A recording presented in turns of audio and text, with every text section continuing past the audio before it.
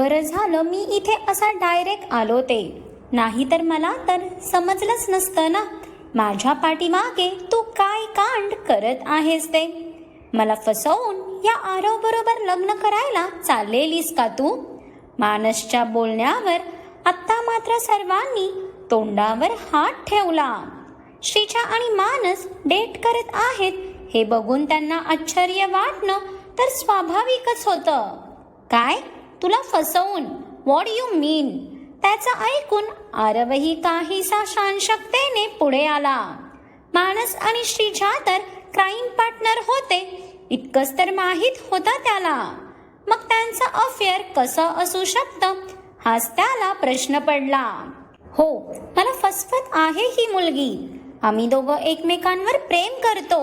बस. मानसच्या तोंडून निघालेलं हे एक वाक्य तिकडचं वातावरण पूर्णच गरम करून गेलं. त्या एका वाक्यावर सगळीकडे अक्षरशः चिडीचूप शांतता पसरली. काय? श्रीजा, हा काय बोलतोय? तुम्ही एकमेकांवर प्रेम करता, मग तू माझ्या मागे का लागलीये? आरवसाठीही हा धक्का अगदी शॉकिंग होता, कारण त्याच्या मते तर मानस नित्यावर प्रेम करत होता. मग अचानक हा लव्ह ट्रायंगल आला कुठून? देवा, किती ते प्रश्न होते, पण त्याची उत्तरं कोणाकडेच नव्हती का? आरवच्या चिडक्या आवाजाने सदम्यात गेलेली श्रीजा खाडकन भानावर आली. तिच्यासाठी तर हा धक्का अगदी मेंदू पलीकडे केलेला. हा मानस तिच्यावर कधीपासून प्रेम करायला लागला बे? Manas, are you out of your mind? Aru, हा खोटं बोलतोय. आम्ही एकमेकांवर प्रेम नाही करत. मी फक्त तुझ्यावर प्रेम करते. श्रीजा आता अगदीच रडवेली झाली. तिच्या नशिबाने घेतलेला हा 360चा टर्न तिला हँडलच करता येत नव्हता. मी नाही तर तू खोटं बोलतीये श्रीजा. आपलं ठरलं होतं ना, तू आरवला फसवून त्याची प्रॉपर्टी घेऊन माझ्याकडे येणार, मग आपण दोघांनी लग्न करायचं. पण तू तर ह्याचा पैसा बघून माझा विचारच करणं सोडून दिलंस. प्रवीणने मानसच्या किरदारात एकदम घुसूनच काहीशा रागातच श्रीजाचा दंड पकडून तिला स्वतःकडे फिरवलं. तशी आता मात्र श्रीजा चांगलीच भडकली. शट अप मानस, जस्ट शट युअर माउथ. काहीही बोलू नको. आपलं हे सर्व ठरलेलं का मानस? मुळात आपलं ठरल्याप्रमाणे इथे काही होत तरी आहे का? तू ज्या नौटंकी आणि खोटारड्या लोकांना माझे मॉम डॅड बनवून पाठवलंस त्यांना धडाची ऍक्टिंगही करता येत नाही आहे. ते तर माझं लग्न मोडायला चालले. आणि तू जो नित्यावर प्रेम करतो, तुला तर ती हवे होती ना? तिला मिळवण्यासाठीच तर इतकं सर्व महाभारत रचलंस.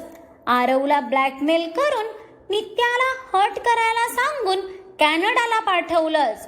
त्याच्या सर्वात मोठ्या कमजोरीवर बोट ठेवून त्याला त्याच्या पूर्ण फॅमिली समोर वाईट बनवलंस. आणि तोही मजबुरीने का असेना तू बोलशील तसा वागून सर्वांचा तिरस्कार घेऊन इथून बाहेरही पडला. पण तेवढ्या वेळेतही तुला साधा नित्यापर्यंत पोहोचताही आलं नाही. श्रीजा रागात मनातली भडास काढून मोकळी झाली. पण तिचं ऐकून इथे पूर्ण अग्निहोत्रींच्या डोक्यावर अक्षरशः कडाडती वीज पडलेली. त्यांचा आरू चुकीचा नव्हता हे आत्ता समजल्यावर त्यांचे डोळे भरून आले.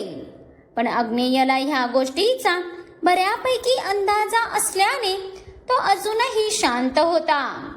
त्याला फक्त आरवची अशी काय मजबुरी होती ज्यासाठी तो त्याच्या भाई आणि मॉमला सोडून गेला हेच जाणून घ्यायचं होतं. म्हणून त्याची नजर आता खाली मान घालून उभ्या असलेल्या त्याच्या भावावर होती. कारण श्रीजाने अर्धसत्य ओकल्याने आता त्यालाच सर्व खरं सांगावं लागणार होतं. बट हे सत्य त्याचं कुटुंब कसं हँडल करणार ह्या विचारानेच त्याचं अंग भीतीने थरथरू लागलं. डोळेही काटोकाट भरून आले.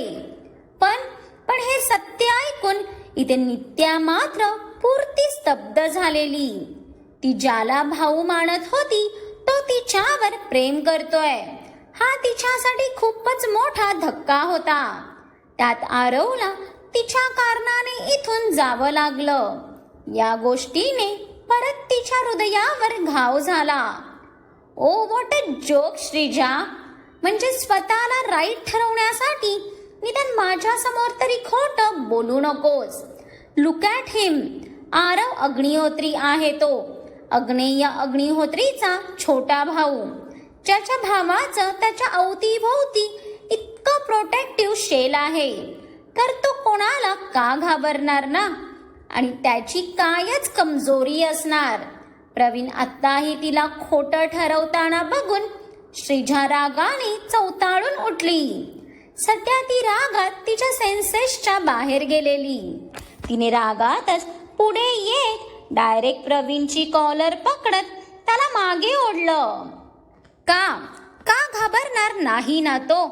भलेही तो अग्नेय अग्निहोत्रीचा भाऊ असला तरी त्याच्या बापाच्या वर तर त्याच्यासाठी कोणीच नसेल ना.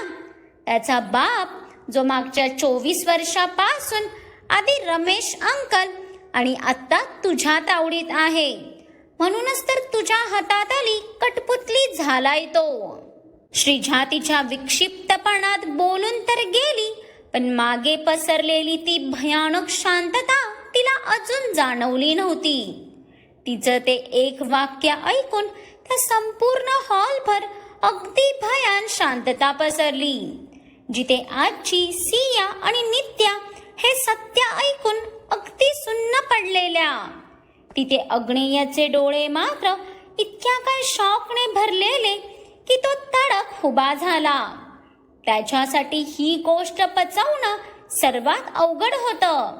ज्या बापाला त्याने स्वतःच्या हाताने अग्नी दिलेली तो जिवंत आहे ह्या गोष्टीवर त्याचा विश्वास तरी कसा बसणार होता ना. इनफ. त्याचा राग इतका अनावर झाला की त्याने समोरच्या टीपॉयला रागात उडवूनच लावलं. त्याच्यासोबत त्या टीपॉयचा आवाजही इतका मोठा होता की सगळ्यांसोबत त्याची किटोही चांगलीच दचकली. आणि आपल्या डॅडाचा तो रौद्र अवतार बघून घाबरून त्या लेकराने तर रडूनच दिलं. ते बघून सियाने पटकन तिला उचलून छातीशी लावलं. अहो, पण अग्नेयाला इतक्या रागात आलेलं बघून तिने डोळ्यातलं पाणी अडवत अग्नेयाला बघायला अग्नेयाने किटोच्या नॅनीला तिला घेऊन जायचा इशारा केला. तशी ती लगेच किटोला आत घेऊन तिथून निघून गेली. पण आता समोरची ती धगधगती आग बघून श्रीजाला आपण काय बोलून गेलो याची जाणीव झाली. आणि आता तिचं अंग तिच्यावरच रोखल्या गेलेल्या त्या 2 तप्त नजरांनी थरकापून उठलं. How dare you Sreeja. तुमच्या ड्राम्यात माझ्या या जगातही नसलेल्या वडिलांना ओढायची तुझी हिम्मतच कशी झाली. अग्नेयचे डोळे आता आग ओकत होते. त्याचं शरीर रागाने अगदी पेटून उठलेलं. मी खोटं नाही बोलली भाई. खरंच या माणसाकडे तुमचे डॅड आहेत. विश्वास नसेल तर आरवला विचारा. म्हणूनच तर तो इतके दिवस गप्प बसलाय ना. अग्नेयचा राग बघून श्रीजा पोपटासारखी बोलू लागली. पण तिचे हातपाय भीतीने किती ते लटपटत होते.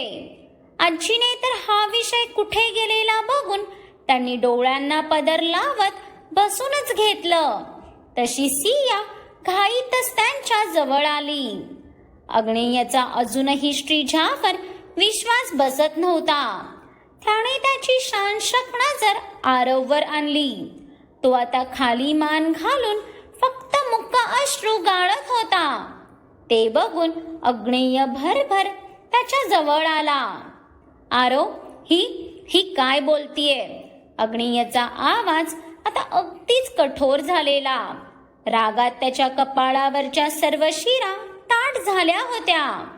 विष्णू आणि रॉकीही श्रीजाचा ऐकून पूर्ण शॉक झाले होते. अग्नेयच्या प्रश्नावरही आरवची मान काही वर आली नाही. काय आणि कोणत्या तोंडाने सांगणार होता तो त्याच्या भाईला, कारण ही गोष्ट हँडल करायला त्यालाच किती तो टाइम लागला होता. Aarav, I am something asking you dam it. Aarav काही बोलत नाही बघून अग्नेयचा राग अगदीच विकोपाला गेला आणि त्याने रागातच त्याचे दोन्ही दंड पकडले. अग्नी तसा विष्णू आरवच्या काळजीने पटकन पुढे आला, पण त्याआधीच जशी आरवने होकारार्थी मान हलवली, त्याच्या पुढच्या क्षणाला अग्नेयच्या संयमाचा बाण फुटला आणि त्याने आरवला एक सणकण ठेवूनच दिली. त्याचा तो एकच वार इतका घातक होता की आरव धाडकन खालीच पडला. तसे सर्वांचे डोळे खाडकन मोठेच झाले. आरव, पण त्याच्या या रिॲक्शनवर सियाने पळतच येऊन तिच्या आरूला मिठीत घेतलं. बाकी सर्वही अग्नेयच्या या रिॲक्शनवर तसे स्तब्ध झालेले.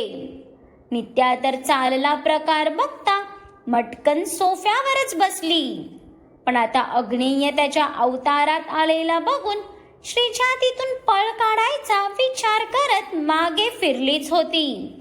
ती समोर रॉकीला हाताची घडी घालून तिच्या समोर बघून ती 2 पावलं मागे धडपडली. हा कालकेय असताना अशी कशी बाहेर पळणार होती ना ती? अहो, काय करताय? असं कोणी मारतं का? सियाने आरवचा चेहरा समोर करायला त्याच्या ओठांच्या कडेने रक्त येताना बघून अग्नेयावर चिडतच तिच्या पदराने ती ते रक्त पुसू लागली. पण अग्नेय मात्र अजूनही रागात धुसमुसतच होता. सिया, तू आमच्या मधात येऊ नको. मला आज ह्याच्याकडून सर्व उत्तर हवे आहेत. इतकी मोठी गोष्ट ह्याने लपवून ठेवली माझ्यापासून. ह्याची इतकी हिम्मतच कशी झाली?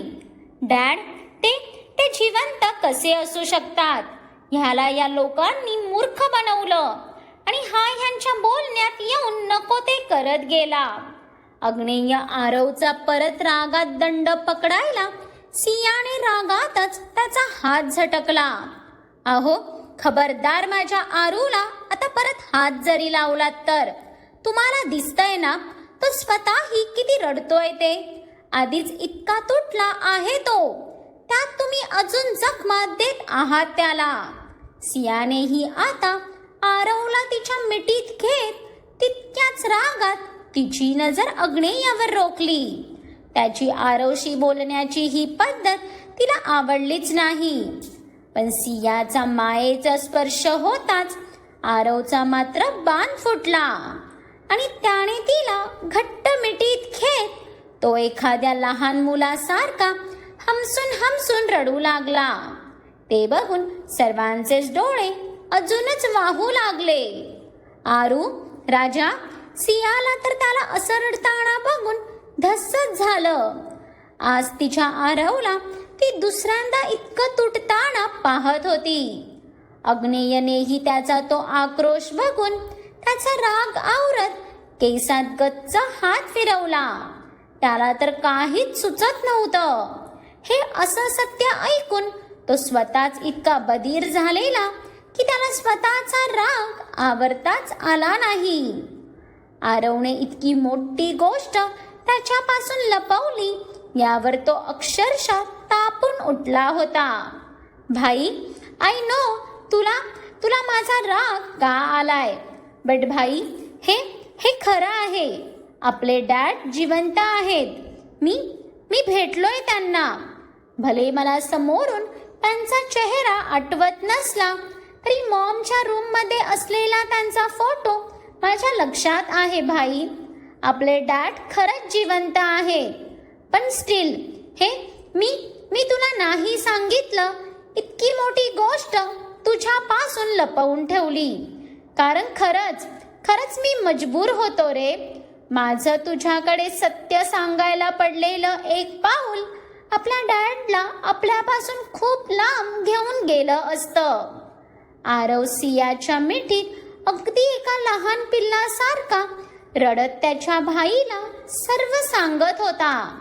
त्याचा 2 वर्षाचा संयम आज पूर्णपणे गळून पडल्याने त्याला आता स्वतःला सावरताच येत नव्हतं.